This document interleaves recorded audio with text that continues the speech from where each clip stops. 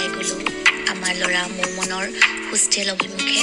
সেই ঠাইখনৰ নাম হ'ল চেষ্টনাট অৰ্থাৎ লেক চিটি। হয়তো মোৰ উচ্চাৰণত ভুল হ'ব পাৰে।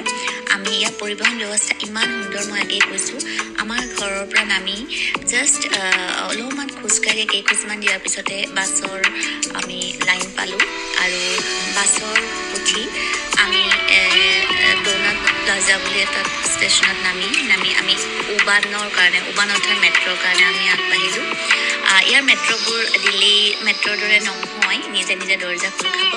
আমি প্ৰথমতে পাহৰি গ'লোঁ, আমি ৰৈ থাকিলোঁ দৰ্জা খোল নাখালে, কাৰণ কোনো মানুহে ভিতৰৰ পৰা সেইটো বগীৰ পৰা নমা নাছিলে। পাহৰি থাকিলোঁ আমি। আকৌ পিছৰখনত আমি আকৌ উঠিলোঁ, কাৰণ 1 মিনিটৰ 2 মিনিটৰ মূৰে মূৰে আহিয়ে থাকে।